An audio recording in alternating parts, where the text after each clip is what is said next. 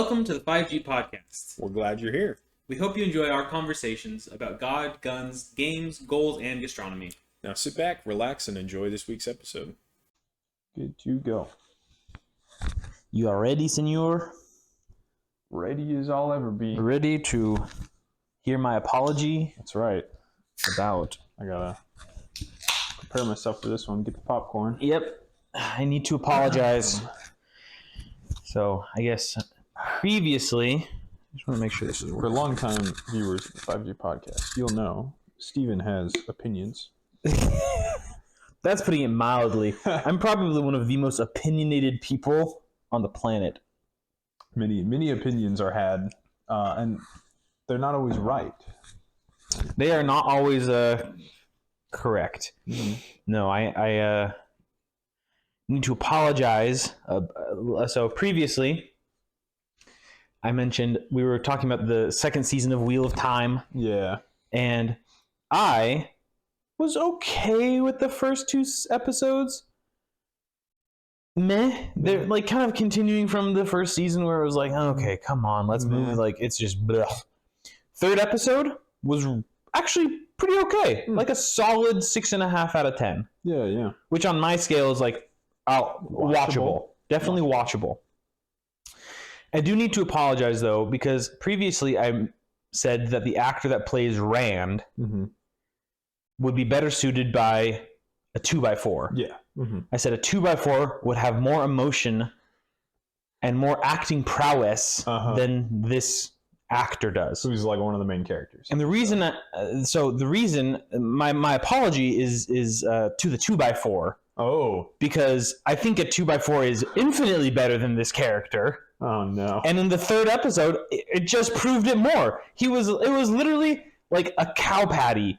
Like I don't even know what could be more dull and boring and like just non-emotive. That's hilarious. Like he burns down. Like you go this episode, and spoiler alert. I don't know if you've seen it. I don't care. It's not like there's no plot point to it. I read the book, Steven. I should know everything. Well, there's no plot point to any of this, like from what I can tell, at least this like part. Yeah. So he goes from thieving at a banquet to like being super pissed off, to being like almost in like a near fight with someone, and he was in an argument. Yeah, and this is like in this very short span to having sex with his girlfriend or whatever, his fling, I don't know, lovers, and then burning down her house. Oh, because he had like the one power or whatever, like he's like going a little bit crazy, or whatever. And literally, his emotions just flatline the entire time. There's not even like dips, or there's not even like waves or like ripples. It's flat the entire time. And you would expect a person in those several scenarios, you would expect some, I don't know, dynamic range of emotion. Yeah, something. That's pretty natural, but like I'm not expecting like the most immaculate acting or anything like that. Yeah. But I feel like if you're in an argument, you need to be heated. If you're having like sex, you need to be passionate or whatever, right? Yeah. Or like whatever it is. And then if you burn something down, you need to be like apologetic and remorseful. And literally just, I think I don't know how much more flatline he could be in terms of his acting. That's crazy. It's frustrating. That's pretty bad. And so I need to apologize to the 2x4 because I said I think a 2x4 would be better. No, a 2x4 is better. Can confirm that. Like you put a like red Sharpie on the top of a 2x4 and like a smiley face. Nice. Well, first of all, a smiley face, more emotion than the freaking character. Yeah, even the flat face on the 2x4. Yeah, it's better. Yeah, it's ridiculous. I was not expecting that at all. That was You like that little twist there? Yeah, that came totally out of left field. This is genuine reaction on the 5G podcast. You just told me, I have an apology beforehand. I was like, oh, okay, all right. I mean, yeah. Maybe the show's good. Maybe I'll give it a watch if Steven is saying, oh, hey, this. Well, I would actually recommend the third episode. At least I'll give it one more episode. Episode 3. So I'm actually I'm at a one episode per, I'll give it another chance type thing. Yeah. Third episode, I'm going to give the fourth episode a chance. That's my general rule. There's like 3 episodes. You gotta hook me by then. So I actually kind of liked how it was starting to progress a little bit. So, but anyway, that's my apology. Nice. So I just needed to get that, at the front end of the podcast, so we could that's good. move on from it. Yeah, because that's not our theme of today. So I'll throw in my apology as well, and then we'll get to the main theme. My big apology. I think this was last week. Totally huge mistake on my part. I don't know how. Related to Wizards of the Coast and Magic the Gathering. I'm gonna.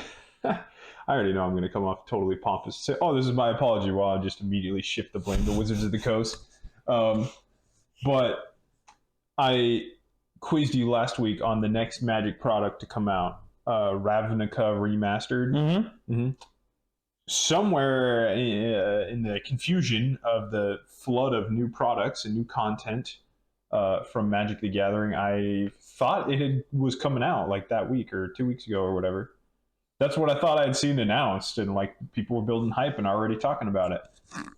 I don't know how I missed that, because this week I saw on the official Wizards of the Coast website, it doesn't come out until January 12th or whatever. Oh, so they're taking a little bit of a break. Yeah, they were actually taking like 3 weeks, I think, from announcing and releasing product. Yeah, spoiling the whole set. Like, huh. Yeah, I don't know how I missed that. Yeah, I don't know either. It's probably, it was probably the job of one of like the 1,000 people that got fired. Right? Yeah, to make sure the actual release date. We should probably do an update on this. Oh, yeah. Previously, I think we read the article, or we talked about how Hasbro fired a significant portion of people. Yes. The current CEO of Hasbro used to be the CEO of Wizards of the Coast. Yeah. And the article I read didn't mention anything about Wizards of the Coast employees specifically being fired. And I assumed because that it was the only profitable sector of Hasbro, they wouldn't fire anyone. They wouldn't fire anyone. Yeah. That was incorrect. I also heard that, yes. And they fired a large portion of people. I think a couple of, I saw on Twitter even, Dungeons and Dragons, creative leads. They fired the lady who was in charge of all of the extended Universes Beyond stuff. For Magic, yeah. For Magic. Right. They fired her, and she's been the cash cow. Yeah. Those ideas have brought so many dollars into Hasbro. This year she had a Lord of the Rings, which we weren't super high on, but that's sold. Well, it's Magic's best-selling product ever. Yeah. They're still advertising that, which I think is a little disingenuous, because again, that's a premium product. Well, but nonetheless, the dollar signs is good. I totally admit that. If you're CEO or CFO or whatever, you're looking at okay, who is the leader of the team that is producing the most money right now? Boom. Okay, it's this lady. We should probably keep her around. Give her a Christmas bonus. Or something, right? And I watched the Tolarian Academy? Tolarian Community College. Yes. It's a joke because there's an old Magic card called Tolarian Academy. I see. And he's a community college professor, actually. So, yeah. I did know he was a professor. That's why they call him the professor. Professor's name. I was watching a video of his about it, and he actually, I've listened to some of his. I watched a decent amount of his videos. I don't religiously watch them, but he has some good videos, but he throws some political snafus in there, and college professor, you can kind of usually tell where they lean. Sure.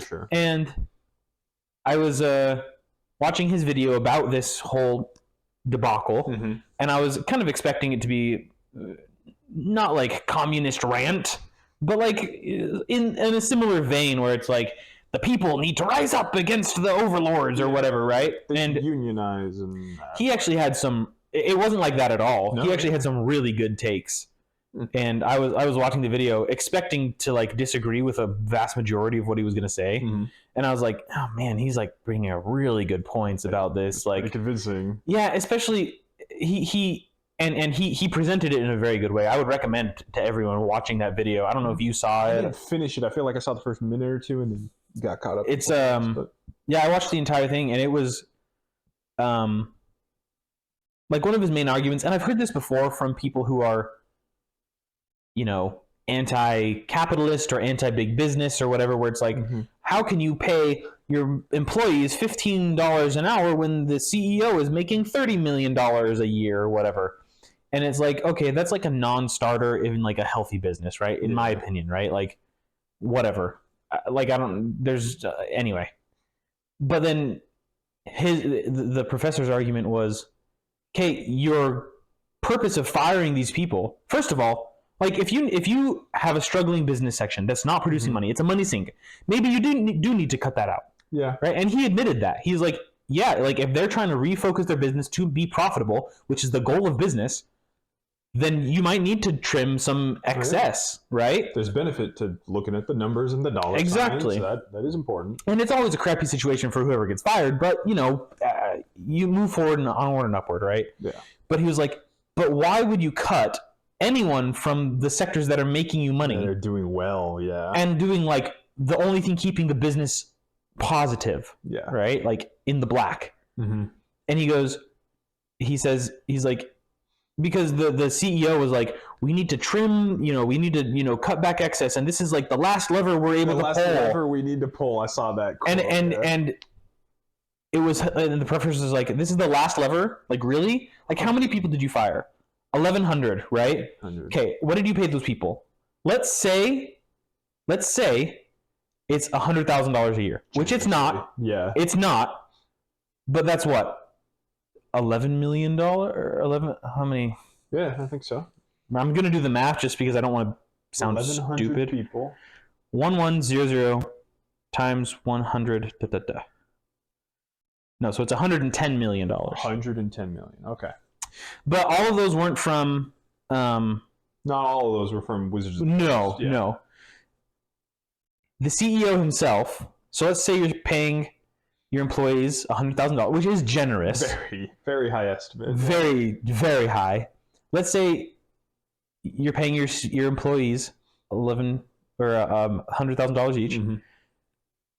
The CEO himself, and then the executive team, each one of them had like their salary. First of all, is over $10 million each. Sure. Which, okay, but then they still gave themselves bonuses. Yeah. Oh, you still had a budget for Christmas bonus. How about that? And like their bonuses were like millions upon millions of dollars. Pretty lavish.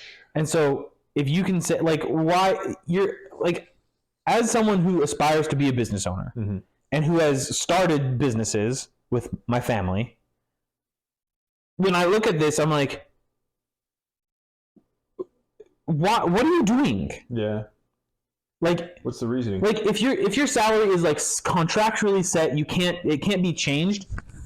That makes sense, right? Yeah. Like, okay. But then you're going to go ahead and just like sign at the same day, sign a check to yourself for $13 million and then cut 1,100 people out of the company with the same pen? Yeah. Like, how is that a decision? Like, if your company is failing, that you need to reduce growth. Mm-hmm. Like, not only reduce growth, but grow negatively. Like, you're reducing the size of the company. Yeah. And you're going to just pay yourself more because you've done such a great job? You paying yourself more isn't... A bonus is supposed to be for a job well done. Yeah, exactly. You paying yourself more is not helping the company improve. In theory, the layoffs are helping the company improve. That's the reason. So, and I wouldn't have anything to say about it if he had said, you know what? We've cut Christmas bonuses for all executive level people. Yeah. You know, the only people who got bonuses were, we've taken the profit of the company and spread it across every single employee equally. Yeah. You know, everyone gets a $20,000 check or whatever it is, no matter what your rank in the company is. Yeah, yeah. And, you know, maybe the lady who brought in all of that excess capital gets another bonus on top of that because she was leading the team or, you know, her team or whatever. Like, I would have no problem if they said, like, yeah, executive bonuses were, like even within, like, a couple, like, percentage points, right? Mm-hmm. Like, even if it was double the amount of, like, a normal person's bonus, like, okay, you led the team. That makes sense to me. Yeah, but then it's like, hey, guys, let's focus up. Come next year, we got to make a profit. Like, we're not doing great. Yeah. So let's... And if you had said, if they had done that, where it's like, yeah, you know, the minimum bonus was $1,000, the maximum bonus was like $70,000, if we're like, janitor compared to executive level, whatever, right? I don't think anybody would be. No one would bat an eye at that. It's like, okay, yeah, there's like a disparity there, but like, I'd take $1,000 Christmas bonus. Exactly. Whereas you have now you have people who are getting fired. Mm-hmm. And then I don't know what the rest of the company's Christmas bonuses look like, but then you have these end of year bonuses for these executives that are literally tens of millions of dollars. Yeah. That math doesn't add up there. And so it's like, okay, for every $1 million, you can save 10 employees, if not more. Yeah, and I'm not saying, again, you have to save all those employees, but the ones that were doing well. Well, no, exactly. This is my thing, though. It's like, okay, like we said, many of those employees probably, for the health of the company, did need to get trimmed out. Like, if there's a section of the company that's not profit producing or does not have an outlook to be profit producing. Yeah. Like, why waste your energy there? Not worth it. Either transfer those employees to something that is making profit and try to grow that, or just cut your losses on that and just trim that section away and say, we feel bad about it, but, sorry. Instead, you're doing this blanket, just like, oh yeah, we're just going to pick out of a hat 1,000 random employees to just... Yeah. Anyway. Merry Christmas. And then pay myself $13 million or whatever it is. Yeah, exactly. It's a little bit ridiculous. 2 weeks before Christmas. Can you believe that? That's such a dick move. It's pretty rude. They wanted to get it all on this quarter's balance sheet or whatever. Anyway. Yeah. Next topic. To exhaust. We don't have a great segue for that one, but that is... We're cutting it off. Yeah. Steven's rant is done. We're done. Wizards of the Coast, no more hate this week. Sure. Maybe. No promises. No. Yeah. I do have another deck that I want to build. Oh, nice. Okay. Maybe we can run through that next week. I like Magic the Gathering. That's a fun game. I have passed my Rules Advisor certification. I am now an official 5G gaming Magic the Gathering judge. Ta-da! Fanfare, put in the confetti on the confetti screen. The what is the party horn emoji or whatever? Yeah. Where Do do do. Yes. So yours truly. I passed my certification. I told you the other night. I thought it would look cooler. It's just kind of a dinky little badge. It's like, wow, I have a JPEG now. It's like an NFT. Except worse. It's just me. You're a rules advisor. I'm like, okay. I thought they'd give me a nice certificate or something, but yeah, like a printable. Yeah, so I can, or a little business card I can show off. None of that, but as I've mentioned before, rules advisor is like the lowest tier, so I didn't pay for the certification, but I had to take several classes, and then it's like there's a level 1 judge, level 2 judge, level 3 judge, and it's level 3 judges is at the highest tier. They're like super professional, like they host all of the like big Magic the Gathering tournaments and events, like official Wizards of the Coast sponsored things. A rules advisor is good enough to run like local events, which was kind of what I wanted anyway. Yeah, and it was pretty cool to practice my Magic the Gathering knowledge. I can back it up with a certification. There's a official company that runs it, sponsored by Wizards of the Coast, all of the judge stuff. Their Judge Academy, they're called. And I had to take a series of 7 to 8 modules, kind of like a training orientation or whatever for a new job. It's like, oh, hey, watch a 30-minute video and then take a little quiz after. And I had to do that 7 to 8 times and then take one big final test of compilation. But as I've mentioned throughout, it's been fun. It's been a fun process because even I, who've played Magic the Gathering for 20 years or whatever, not religiously, but since I could read, there was a lot to learn still, and kind of some of the cool intricacies going on with the game that you don't really realize when you're just playing. I think is really cool in a card game, that there's so much depth to it. Yeah, that's not really something you see unless it's like a video game, maybe. But like an actual physical card game, like there's a big joke that goes around amongst all the rules nerds of like layer 7 is a dumb inside joke because Magic the Gathering has on the battlefield there's layers for what effects apply to cards, and layer 7 is a particular one because it has to do with a lot of defining /abilities on creatures. And so some of the quiz questions are really like, Johnny has a 2/2 creature, and then he casts a +3/+3, and then he casts this spell to switch the power, and then he gives it 2 +1/+1 counters, and then he has another ability that makes all of his creatures base power toughness 7/7. How big is Johnny's grizzly bear? And so you have to like, that's all layer 7 stuff I listed off there. So you have to apply those in the right order to see how big his grizzly bear is, you know? It's just something, yeah, in a normal game of Magic, you're just like, oh, this is my 2/2 creature. He's got 2/1/1 counter, so he's a 4/4. It's easy, it's simple. Math. I can do that. But that is a lot of the kind of the beauty of Magic the Gathering as a game, is that it is simple to little Timmy can do math. Or if you want to, and sometimes you need to, you can get really in depth into the rules.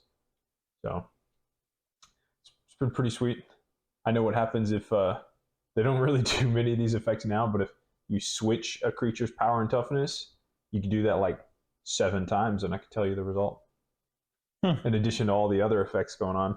So That's pretty cool. yeah, it's kind of goofy, and again, might not ever come up in a normal game, but I don't know, with my green deck.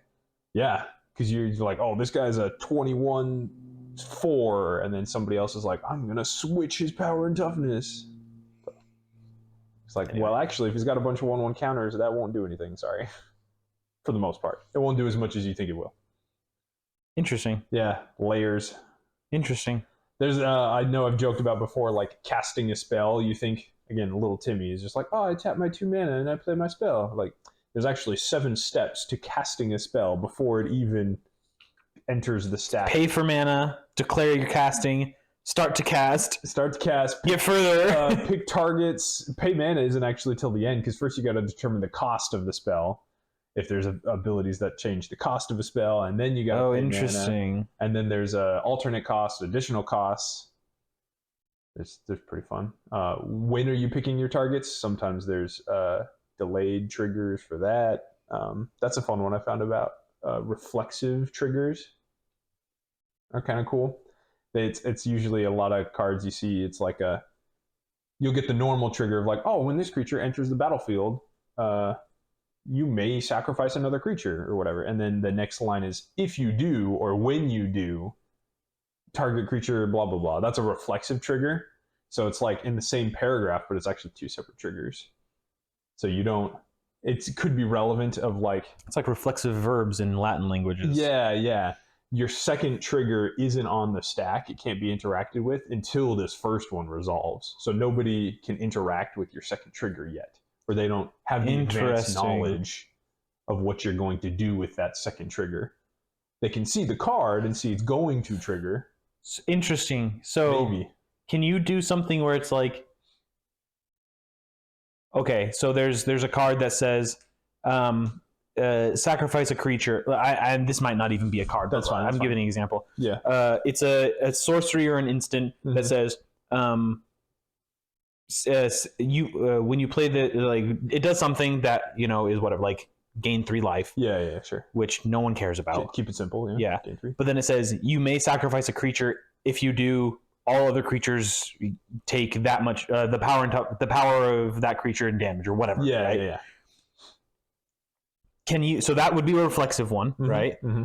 Can I play an interrupt or some sort of? Can I cancel a spell after one of those triggers?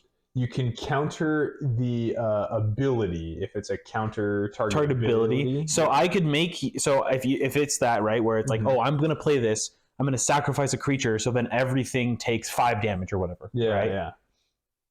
Could you go and then like counter spell or whatever, counter target ability on just that reflexive section? Yeah.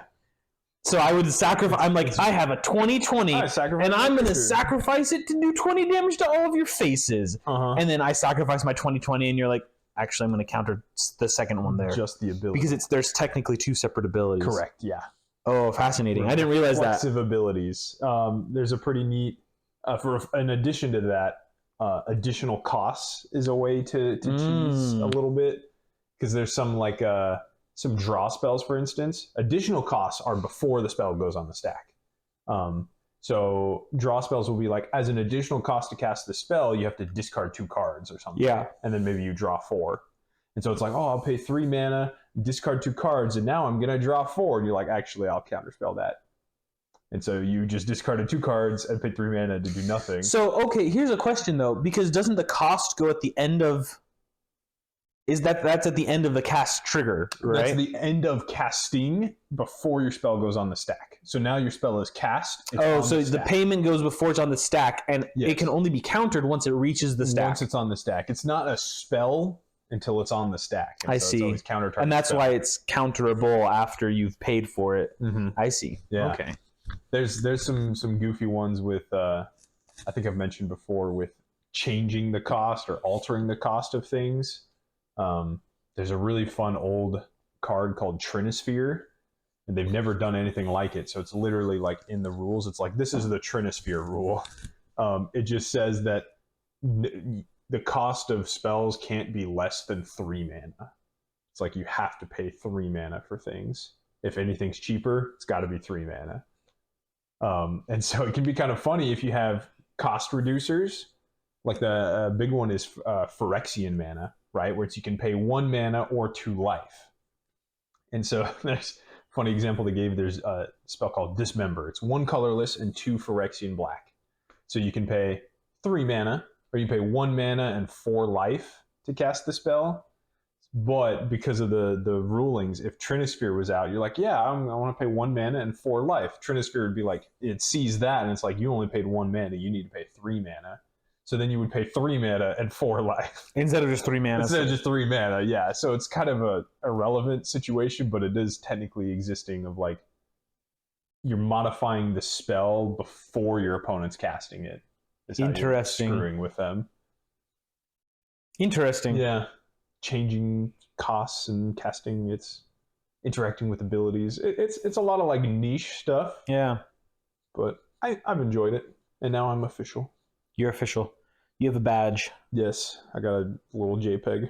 JPEG. I can show anybody. There you go. A little JPEG. Woo.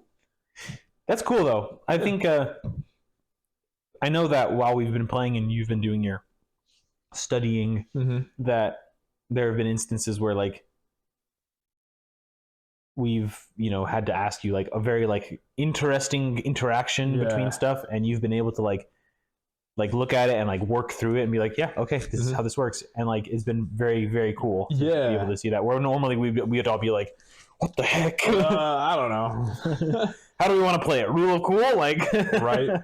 And that is actually kind of funny in the official judge rules. It's like, if you like miss a trigger, or if you get caught up in the rules, if it's not like an official tournament, just go for it. Like if you missed a trigger, if it's not too disruptive to the game, go back and do the trigger. But otherwise, don't worry about it. Yeah. A couple of I've liked your questions, because a couple of them I'm like, I don't know that right now, but then I'll go back and I'll find it. The one guy where he was like, put a +1/+1 counter on creature's name. I found out. Yeah. It has to say each creature named. Yeah. So and so. I think we looked that up because copies. Yeah, because it was with the question was in my Tyranids deck. Because the commander, or the one of the commanders that you can use, I use a Lucia Kane. Yeah. She copies X creatures. Right. So then you have duplicates. And you have duplicates of them. And a lot of them, they have ETB triggers that say, when the name of this card enters the battlefield, it does whatever. Right. Yeah. So my question was, if they both enter at the same time, they both see each other enter the battlefield. The same name. And so this one has the same name as this one. And so if this one sees itself enter and this one enter, and so that's 2 triggers. And then this one also sees this one and this one enter. So both that's 2 more triggers. Yeah. So like instead of getting 2 triggers, do I get 4 triggers? Right, Like- right. And it totally would make sense. If it didn't say each creature with this name. Because they do have some of those effects. It's like, the trigger has to explicitly state each creature named so-and-so does this. Yeah. Which maybe I'll try and create a deck like that at some point in the future. You can look it up. I'm Like, sure there's some stuff. There's probably like 7 creatures that do that. Yeah. And so it's not like worth it to try and. Only in Commander. The new deck that I want to build, this was not on our agenda, but Fine. I think I texted the group about it, is the Shrine. Oh, yeah, the Shrine. five color. 5 color Shrine deck. 5-color shrines. And I've been looking at it a little bit, and there's not really a good way to create other creatures with just enchantments that I could find. And I really want it to be just an just all enchantments. All enchantments. Just like be able to do whatever I want with these enchantments and stuff like that. Be kind of interesting, but I tried to do a goofy, I think it was an all creatures deck. Creatures and lands. Once upon a time. Because the commander I had was something like he'd reveal cards from the top of your library until you hit a creature, and then you'd get to cast it for free. Or he'd reveal the top 10 cards and you get to cast creatures for free. Something goofy like that. I don't remember. So I tried that once of like, this is my theme, but I don't know. I didn't think it was very fun after I built it and played it a couple times. And reminding me of like an all enchantment deck. You're like, you run into a couple issues. well, what's interesting with the Shrine one though is that like they all interact with one another, and so there's like I think there's 19 Shrine cards in total. Okay, is what I looked up. There might be like 1 or 2, and maybe there was a duplicate in there or something like that. Yeah, I know there's at least like 16 I can think of off the top of my head. No, maybe 17 with the commander.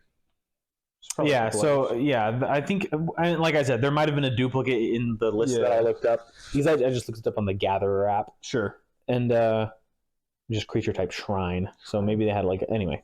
But like, the commander that I was going to choose is 5 color, so I can do all the colors. Mm-hmm. And it's whenever a Shrine enters the battlefield, you make another. I make a token Shrine that doesn't have any effects. It's just a shrine. But all the shrines have effects where it's like, it does whatever, mm-hmm.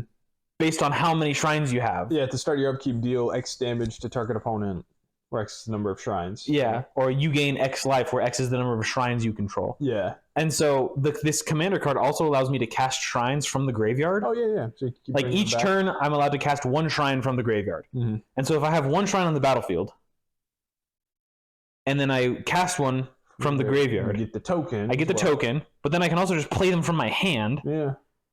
And so, like, I could end up in 1 turn with like 4 or 5 shrines. Yeah, you'd have to. And then like next turn, it's like, oh yeah, I gain, 5-6 life, and everyone takes 5-6 life in damage. So that's like that's a 12 life swing. That's big. Yeah, you'd have to guarantee there's enough win cons in the deck, because I feel like a couple of the black shrines might be that of like deal damage. All right, you know what? We're derailing it, Trevor. Oh man, we're already derailing. We're derailing it. I apologize. Off in the weeds. Welcome to the deck building podcast.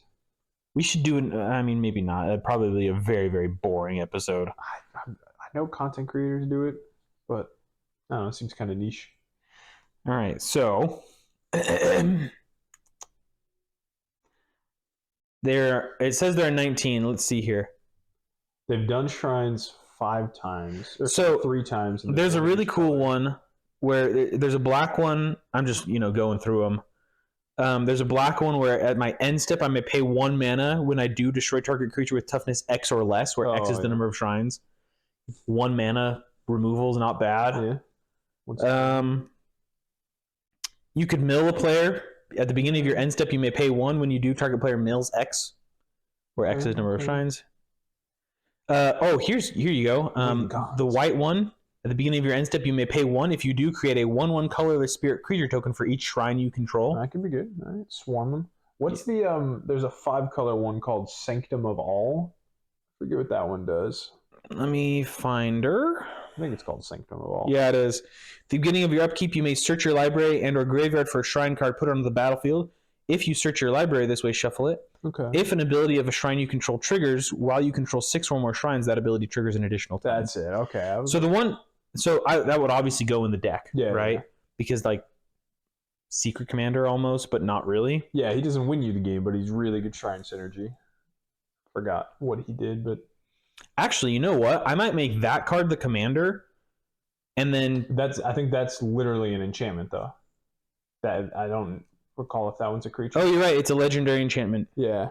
Oh, some of them are enchantment creatures. Some of them are just I enchantments. believe the newer ones are enchantment creatures. They are. I didn't realize that. So some of them are just legendary enchantments. Some of them are.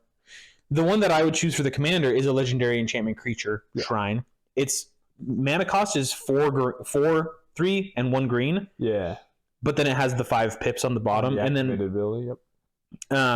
You pay the 5 and tap this guy to return target enchantment card from your graveyard to the battlefield for free. For 5 mana. 5 mana. Tap, right?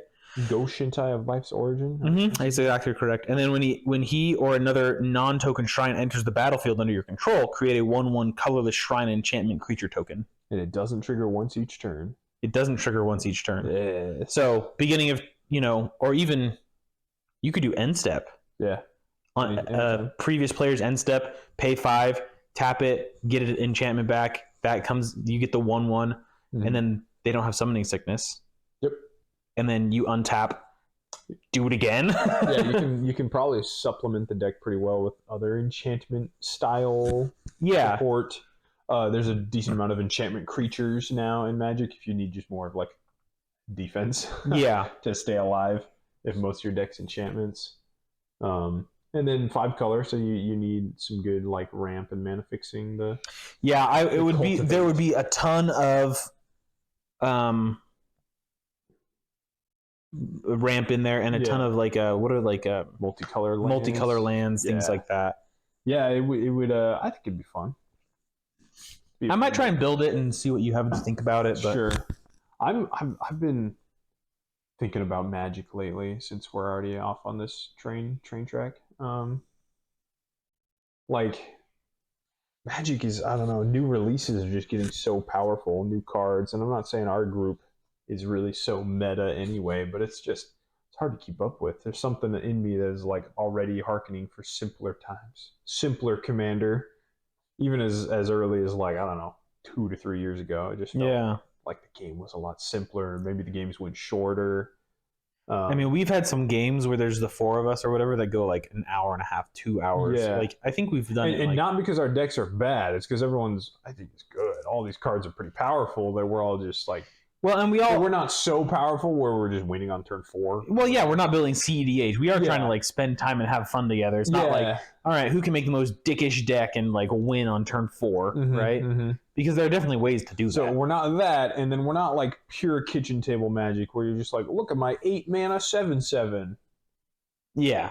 Right. Yeah. We're somewhere I feel like closer to this power end just because of the new cards, new commander cards. Well, I mean, powerful. Like even like looking at like some of the precons, like the Warhammer precons. We've said that time and time again. My Tyrannus deck, I've made one change. Yeah. I took out a truck and added all will be one. Yep.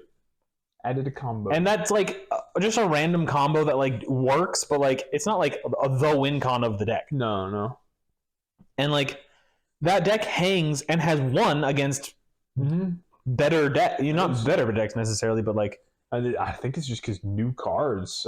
So I haven't totally formulated this like opinion of mine yet, but I'm almost, maybe it's the nostalgia of like, wow, okay.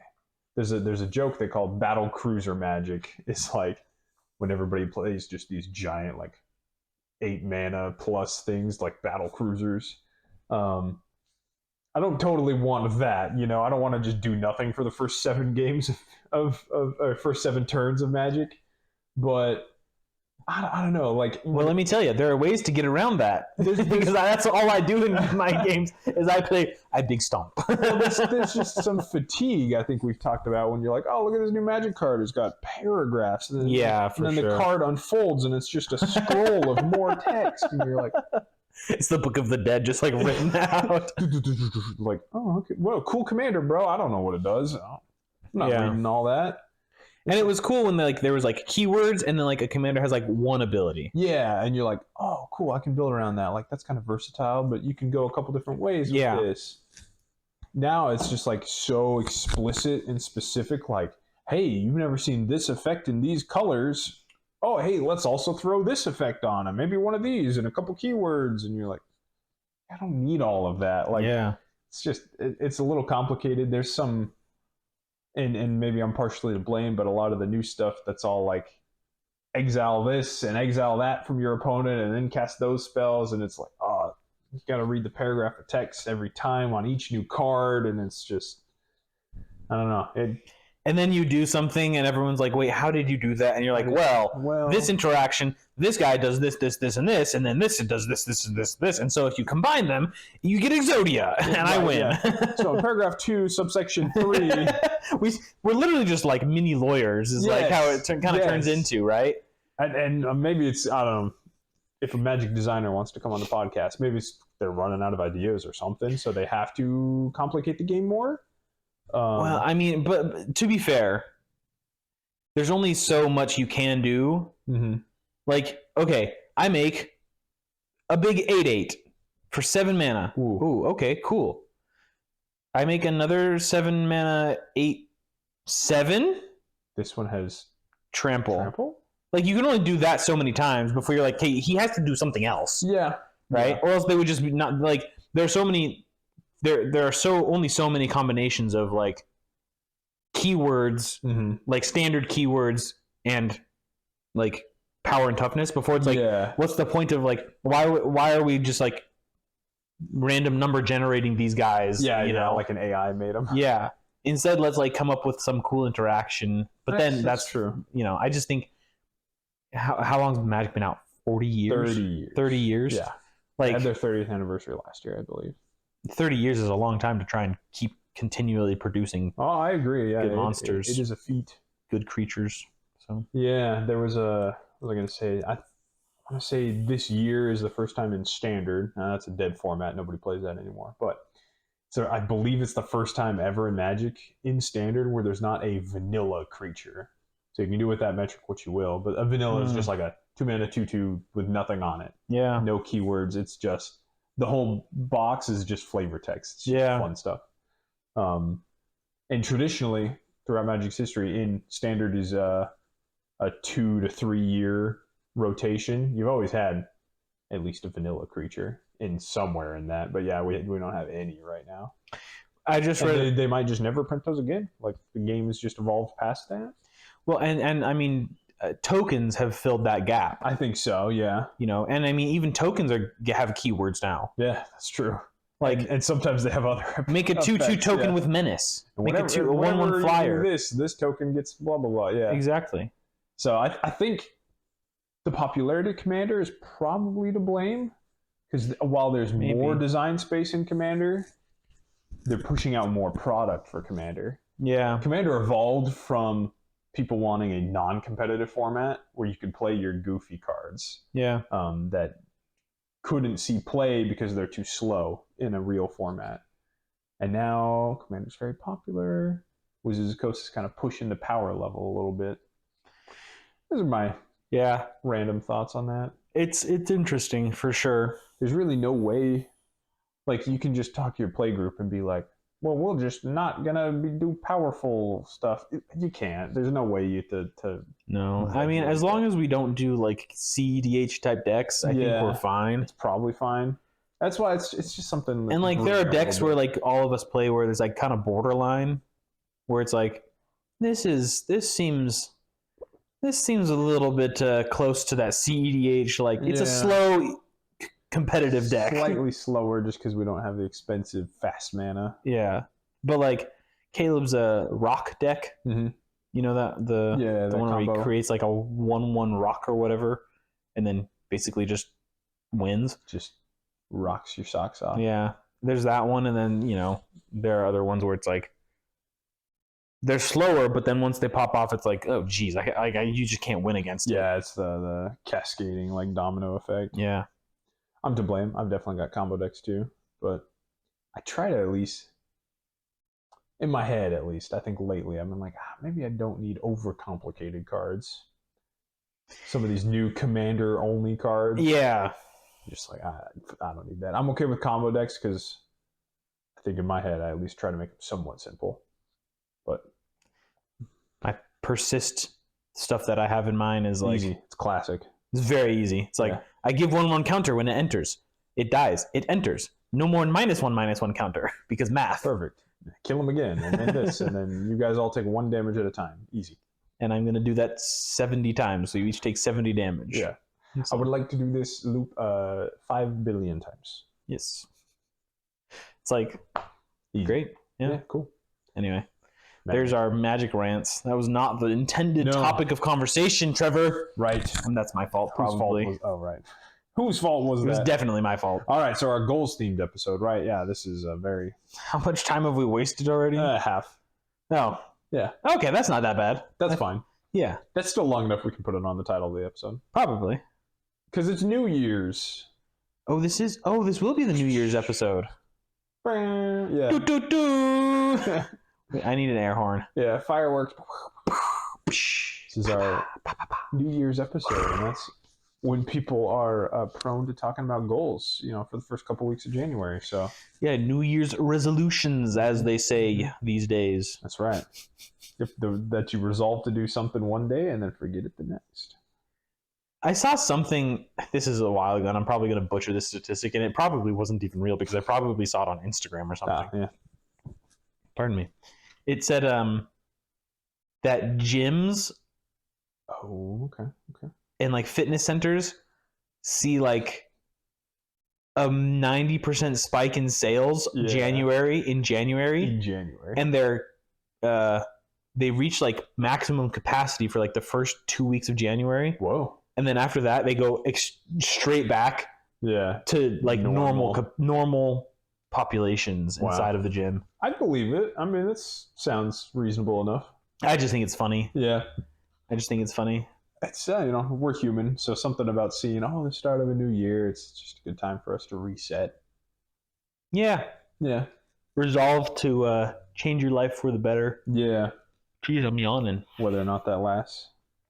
So we figured we'd talk about some goals, some fun goals, some serious goals. Yeah. Talk about ideas for New Year's resolutions. Not that really that we're giving advice, but just... Yeah, I saw something, and I don't know how I feel about it, so maybe I'll get your take on it real quick. All right. It was something about like making goals for New Year's and this is not a Stephen thought. This is quotations. Quote: making New Year's resolutions is pointless and stupid because if you needed the new year to make the resolution, it's not actually something you want to resolve to do. That if it was something you truly wanted to do and wanted to put the effort forward to, you would start it now. End quote. Not a Stephen thought. Yeah. And we opened this by saying Stephen is very opinionated. Yeah. I don't have an opinion on this one yet. Yeah. Like it's been brewing in my mind for a little while, and I'm like, I mean, it makes sense on the surface. The reasoning. Yeah. Like, yeah, sure. But at the same time, it's like you've closed out 1 year, and humans measure throughout all different societies. There are calendar lengths of things, and you always celebrate the end of 1 year and the beginning of a new year. Yeah, I think that's just and so there's no reason to not be like, you know what, this year sucked. This past year sucked. I'm gonna make this next year better, and like make that goal to make your life better at the beginning of this new chapter. I don't think there's anything wrong with evaluating. Like, you could do it in July if you wanted and be like, these past 6 months sucked. I guess if you wanted, like, I'm gonna start coming up with 4th of July goals. Yeah, exactly. Like my new July's resolution. I mean, you can do it. This is my Tuesday resolution. Yeah, exactly. So, but we're human. I think that's totally fine to start on January 1st if you want. But then obviously the joke, the cliche is that nobody really does it anyway. Yeah. So that's probably more of an inherent. That sounds like a you problem. Yeah, no, it is. It's an individual case by case basis where people, probably should resolve to do goals more often, or at the very least, you're going to do it on January 1st. Stick to it. Yeah. Yeah, exactly. But so, what do you? How do you approach your goals and like determine what your goals are? Because that's something that I've always had a problem with. It's like there's too many shiny objects for me. It's kind of like what I've struggled with in the past, where it's like, there's so many different things I want to do, right? Yeah, gotcha. And like you have, and this is like, I've noticed like ever since we've been friends, I've like been impressed with your ability to just like necessary object to be completed, attack. Let's get done. You don't have, at least I've never noticed this shiny object syndrome is now what I'm going to classify that as. It's pretty good. Where that's kind of where I have is like shiny object syndrome, and I've always found it very difficult to focus in on tasks, and this is with like just homework as well. Yeah. I've always had a problem doing homework because I have 10 different assignments. Like I don't even know where to start, and so I get like this paralysis of like what do I choose? What do I do? And I do very something, and I've worked resolutions around this, right? And I have a goals list and stuff like that. Yeah. So, but like, how do you go about setting goals? Do you have it written out? Do you have them like? Do you have like a spreadsheet or like a Word document with like, these are my goals, these are like steps to achieve them? What do you do? Yeah, so I think obviously everyone's different probably, and finding what works for you is the best advice I could give. In what works for me is not writing them out. This is a dad calling. Okay, so what works for me with goals is I've never been great at writing them down. I don't know, or really I'm not really great at writing anything down. It's like, here's a journal or here's my goals, because then I know as soon as I do it, I'm never going to go back to it. So maybe I could be better at like, I don't know, have a sticky note in front of me or whatever. Have it pulled up every day, because I know you use a lot of that, to-do lists and whatnot. I almost run into the problem of like, maybe it's because I don't write things down, but it's like I don't know what goals I want. Like I'm not as forward thinking in that regard until something pops up, and then I'm like, I want to achieve this. Heat, seek, destroy type thing. Yeah. Whereas like I never get to the analysis paralysis because I don't think about options or how many options, or I'll see ideas or things flow by online or from friends or whatever. I'm just like, yeah, that's cool. I don't really have that goal. Like it just doesn't draw me until something does, and then I'm like, get it. Yeah. So and this might be something that I struggle with. So just based off of like my brain and whatnot.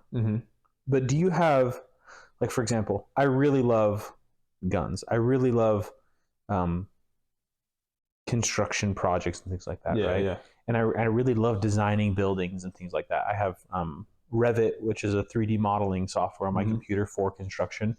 Has all the assets loaded in and stuff like that. And I love going in there and like designing buildings. Yeah.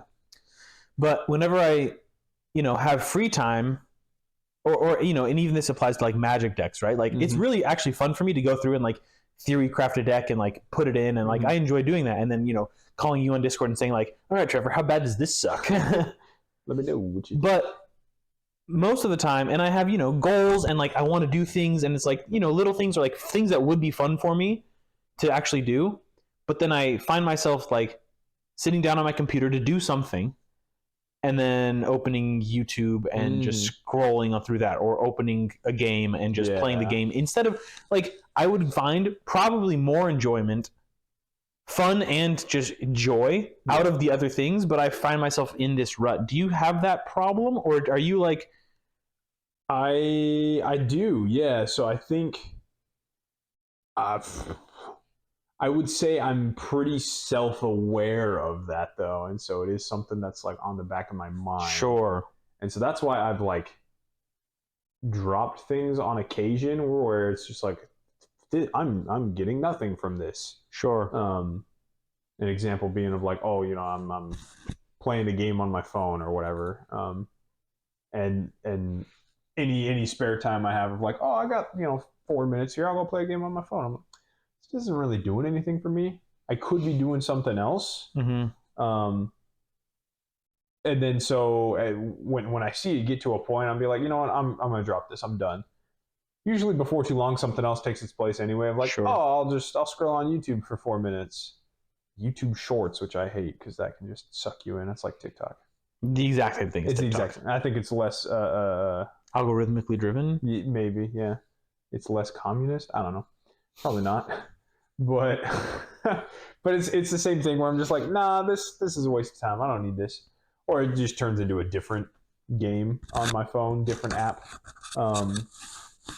So I think I've almost, while saying that, I think I've almost come to terms with the fact that like everybody's probably gonna have a little time waster. Sure, yeah. And that's probably okay. I mean, maybe some big CEO will argue, no, every minute of the day is valuable, but I'm kind of a fan of taking breaks too. Yeah, for sure. You can't just go hard. We are mammals. Yeah. All day, every day, I'm focused. I'm achieving goals. I'm whatever. I don't think that's super realistic. But I do think it's important to be aware of that, aware of your time management. Mm-hmm. Because, yeah, if you come home from work, you're kind of tired, you're like, okay, I want to work on this goal, but maybe I'll just go on YouTube, or maybe I'll watch one episode of the show. Put a time limit on yourself. Because TikTok is the biggest example of that. I'm just going to TikTok for a couple minutes, and then 3 hours later. Yeah. Like, that's bad. So I think it's the sort of the consciousness of the situation. And even when I'm like playing a game on my phone, I'm just like, this is kind of a waste of time. So that's always like on my mind of like, this is not the best use of my time, but it's okay. I'll allow myself a few minutes of relaxing. Sure. Yeah, and mine isn't even necessarily wasting time. So it's my choice of what I do to quote unquote waste time. Yeah. Okay. It's not necessarily like I don't like it is to relax, right? Yeah. Like my leisure activities, I suppose. Because like I have work and then I have what I need to do on my goals. Mm-hmm. And at work I'm obviously working. You're working. So like whatever. And then I'm usually okay. I'm getting better at doing my goal stuff. I before this year went to crap with my like achievements stuff like that. Like previous to this, I had been like goals number 1, like we're good to go. To-do lists were checked off every day, and now my to-do list is like 77 things long because I just haven't checked anything off the entire year basically. Jeez, yeah. And I mean, I have when the deadline comes up. Mm-hmm. Well, but like things you had to do. Yeah, but like it's not like I'm like proactively doing anything like I was anyway. But like it's like what I choose to do in my leisure time, because I would find more enjoyment creating a magic deck, which doesn't benefit my life at all. No, yeah. Purely like for fun. It's pure fun. I would find more enjoyment out of that than I probably would playing a toxic game of CS2 or any game of CS. Yeah, right? So you're comparing apples to apples of like, these are just two fun things. Yeah, but one of them I don't choose to do because I think it's just routine. Right? I think it's the routine. I'm not routinely building magic decks. I do hop on. I'm like, what game am I going to play? Counter-Strike. It is. To that point, I've been thinking lately, I think it's important to try to make your goals routine. I feel like in our head and our psychology, we get kind of wrapped up in like, I need to do this goal. Oh, but I need some time set aside for this. Oh, okay, so when am I going to find time for that? Oh, well, today's Tuesday. I'm busy with other things. Maybe I'll do it tomorrow after work. And then you never end up having time for that. Big one example for me is like Warhammer. I would love to paint my minis. I do think I enjoy painting as a hobby, but it's so much like mental effort to try to plan on a paint night. Yep. And so just this week, I've actually thought about, okay, if I enjoy this hobby, I would probably actually enjoy it more of just doing it instead of thinking about doing it, because thinking about doing it feels like a chore. Whereas if I just said 15 minutes every day, 10 minutes every day, just do it. Or 1 mini a day or something like that. Yeah. If they're like your like infantry or something. Yeah, well, my infantry are pretty complicated, but that's fair. But yeah, it was just like 15 minutes a day, or at least on the weekdays or whatever. Just do it. Make it a habit. Make it routine. Instead of like hyping yourself up of be like, okay, I'll do this goal eventually when I find the time. Let me slot in this time for this. People say the same thing about like exercise. Like you have to make that a routine. You have to make that a habit. So yeah, it's like brushing your teeth. Like when you're young, brushing your teeth sucks. Yeah, it was a chore. It sucks. You're like, oh, this sucks. But now I can't go to bed without like, if I like get into bed and I'm like tired, and I go, I'm so ready for sleep, and I sit there for 2 minutes. I'm like, crap, I got to get up and go brush my teeth. I didn't brush. And it's not like it's like a chore to do that, right? It's not like crap. It's like I literally will not be able to fall asleep unless I brush my teeth.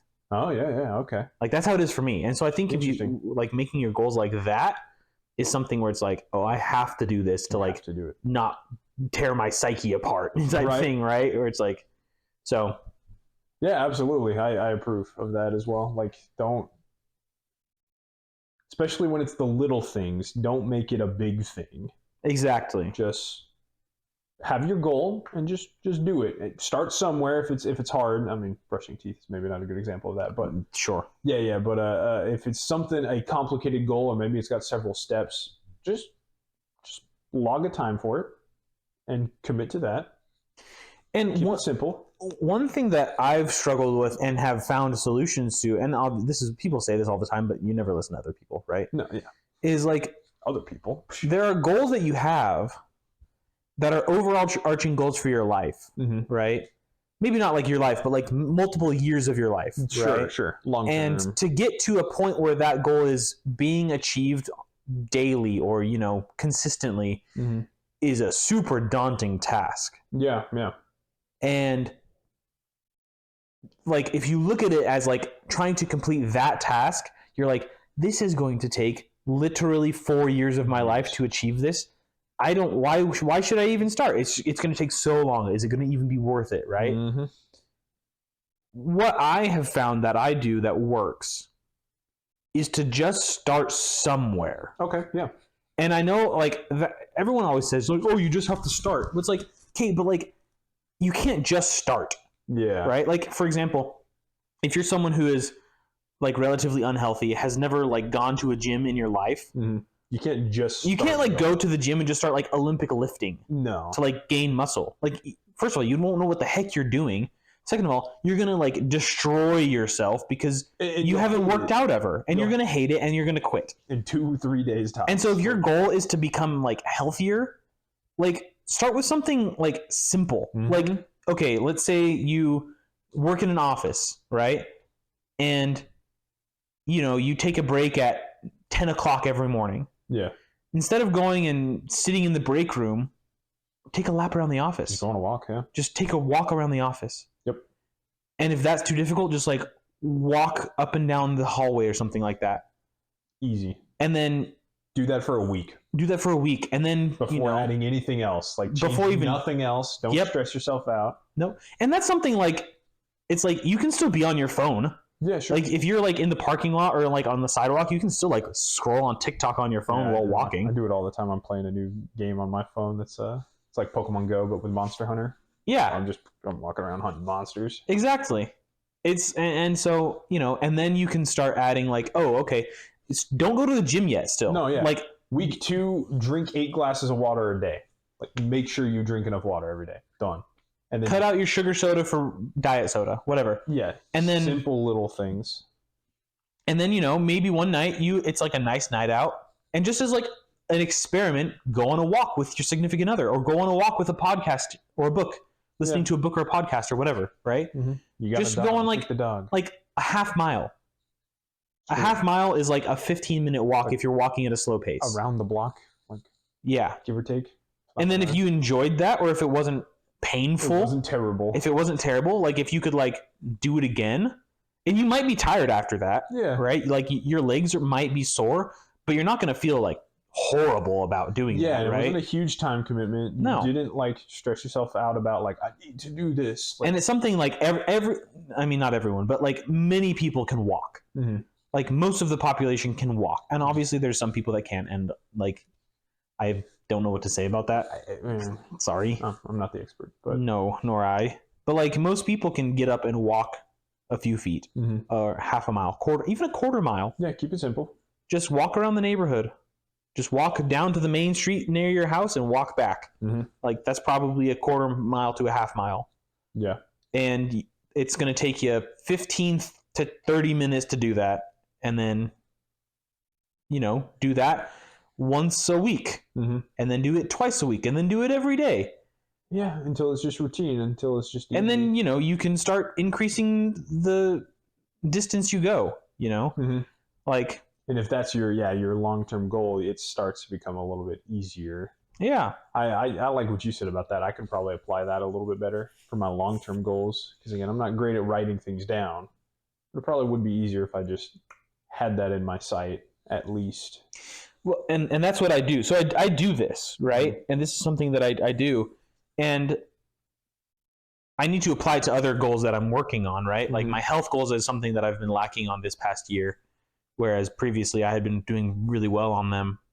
And so that's something I need to step up on. But my other goals, I do this thing where I have my overarching goal, and it's my goal for my life, basically. These 3 pillars are kind of what I have. Mm-hmm. And then there are like, you have this goal, and most like long-term goals are kind of ambiguous in form. Yeah. Right? It's not like, okay, like a goal that someone could have is to finish college, right?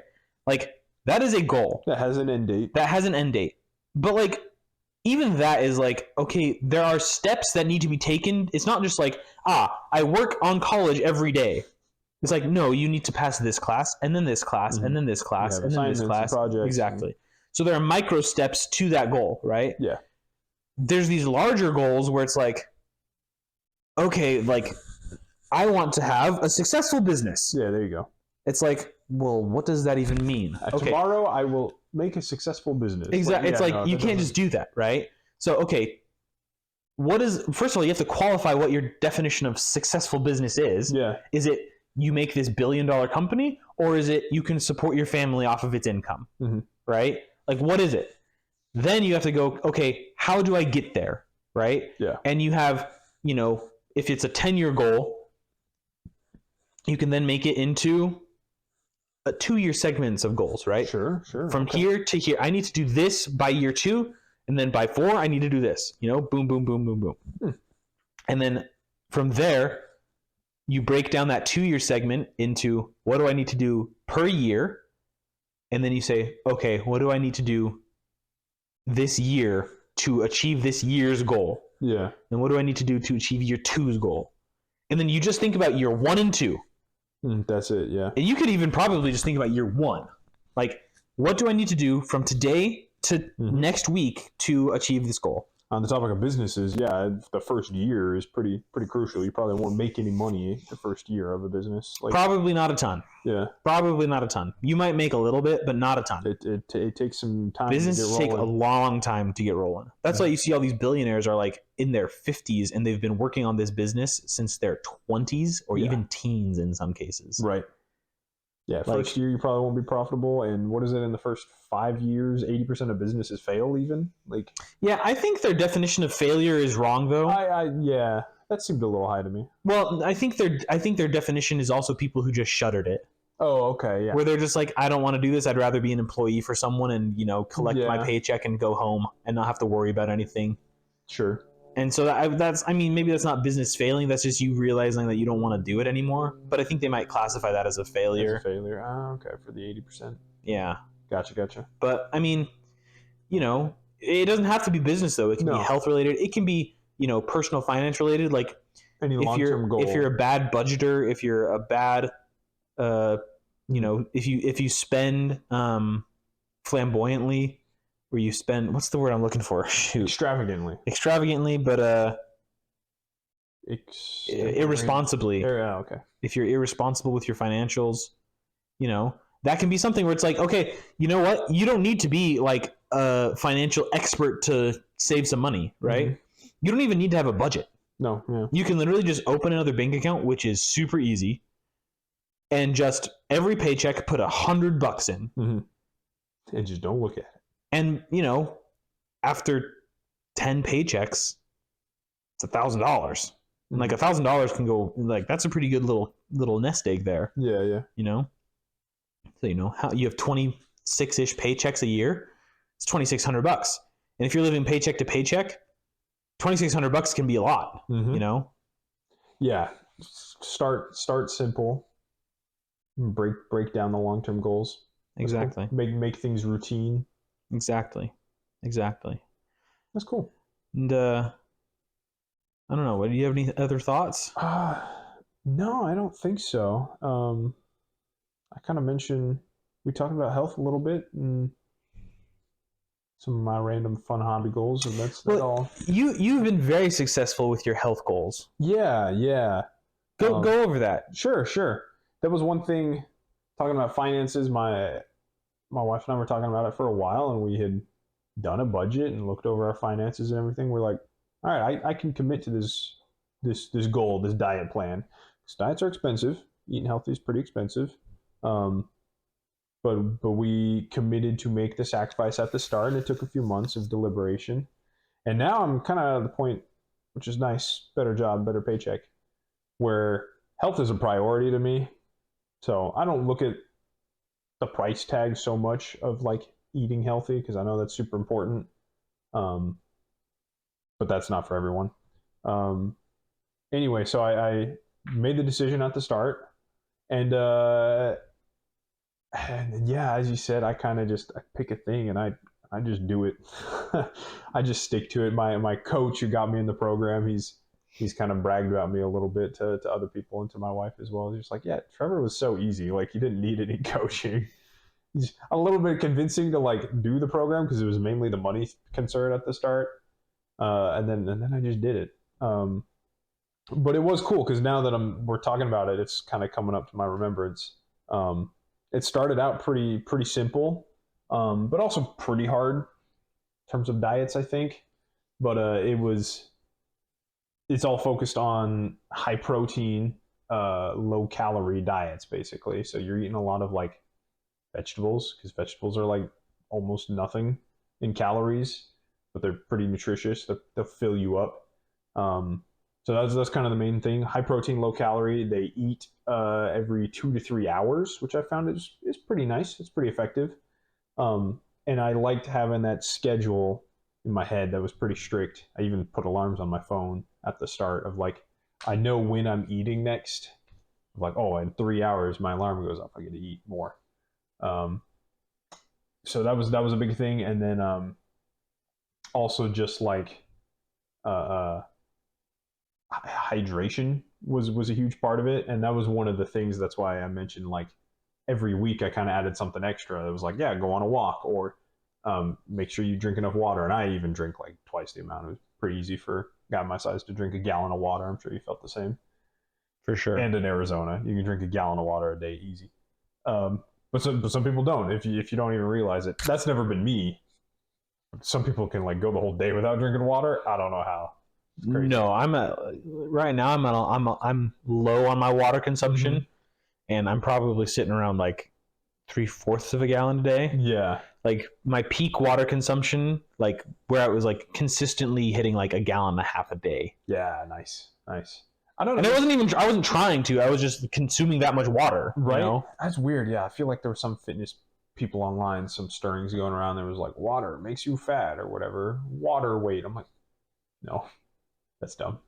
Yeah. More water will never be bad.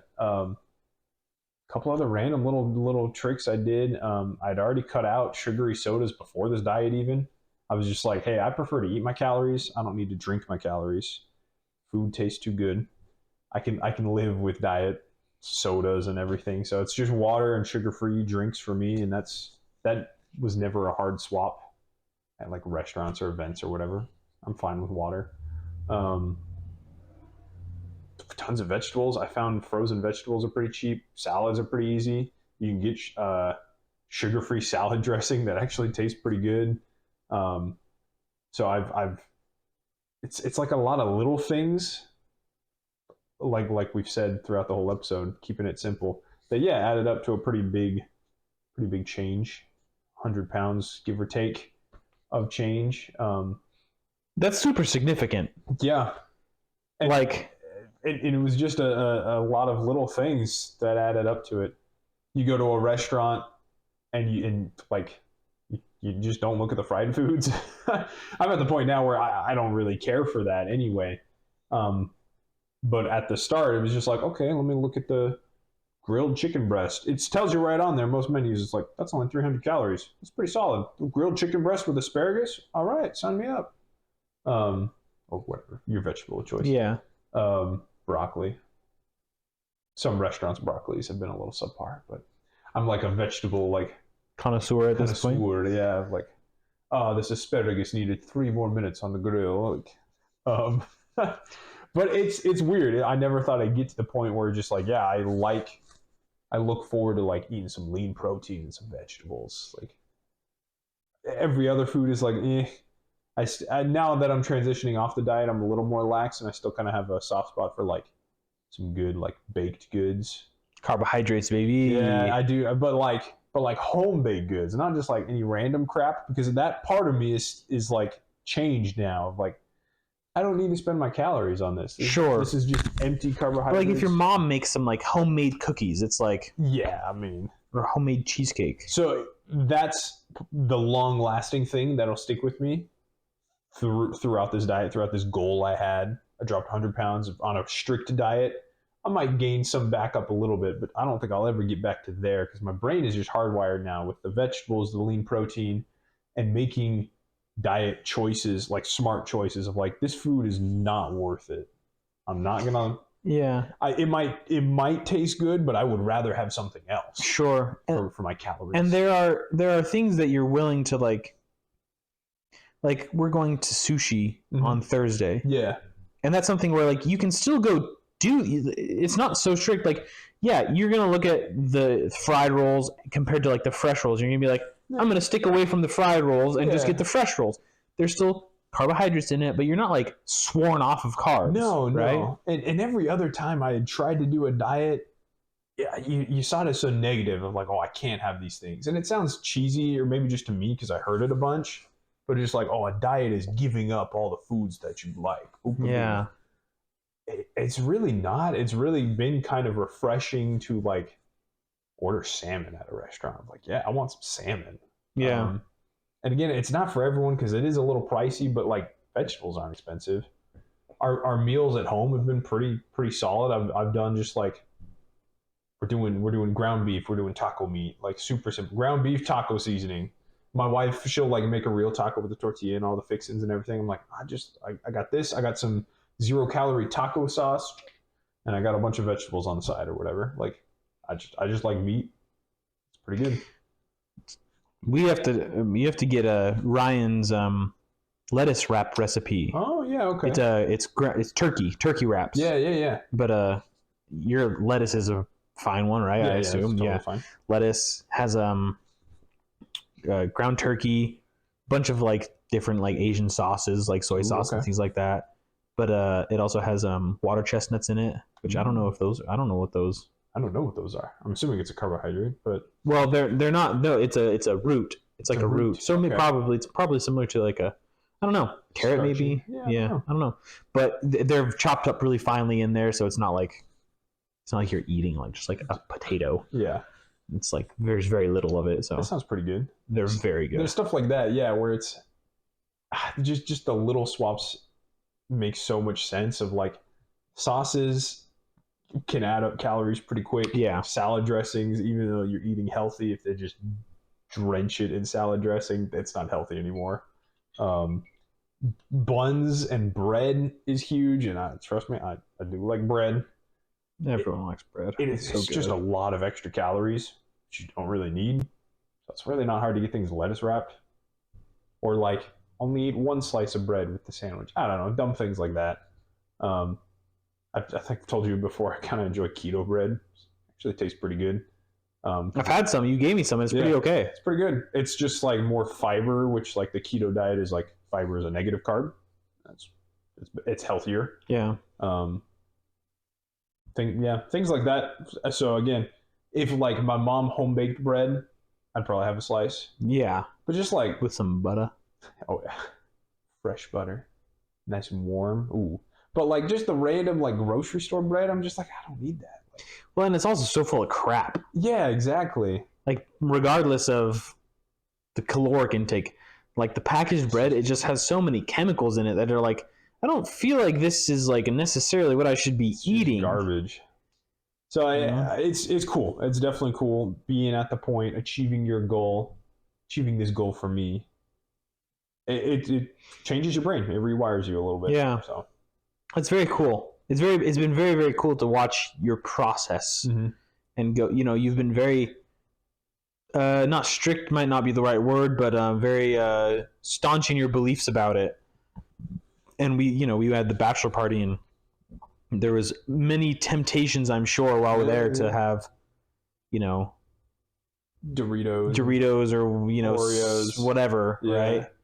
And you were strict there, and even like the dinner that I prepared, we had steak, and I had made baked potatoes. Yeah, I think it was. Yeah, and you were like, "No, I don't want the potato because it's too carb intensive and stuff." And I was so offended. No, I ate your steak and the onions and the carrots instead. Yeah. Yeah. Which I was pretty proud of those carrots and onions. Those were good. Yeah, carrots those were good. Anyway. So again, that's me. Well, maybe My we'll health have to retouch on our goal progress here in the future. Sure, yeah. I think it's probably something that is helpful to at least us to discuss it and like learn from one another, but then hopefully anyone else listening. Yeah, it's one of the 5Gs.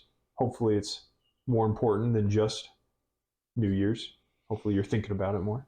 Yeah, well, and our friend group has started to work on our goals together, and it wasn't a New Year's resolution. It was kind of just a consensus we kind of came to. Just an idea, because that helps a lot. We didn't even talk about that on this episode. Accountability of your goals. Yeah. Friends or significant others, family. Or even to yourself. That's why checklists work for me. Yeah. Is because I can see the progress that I'm making just day to day. Or as I said, I guess a little bit of like being self-aware of that. Yeah. Like, this is not helping me right now. Exactly. And the checklists help me be self-aware, but I'm like, I have other things I could be doing and need and should be doing. And so I'll work on those. And I get the same, maybe not the same amount. It might be different, but like the dopamine that I get from it is like very similar. So yeah. Anyway. Goals, man, they're good. They're very good. Everyone should set some goals. I like chatting about it. Everyone should set some goals. So there it is. There is the New Year's episode of the 5G podcast. Yeah. Bum.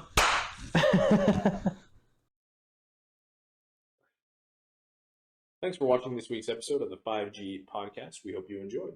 As always, feel free to like, comment, and subscribe if you enjoyed this content. We're available on all social medias, as well as you can watch or listen to us on YouTube, Spotify, and Apple Podcasts, wherever you get your podcasts. Again, thanks for watching, and we hope to see you next week. Thanks.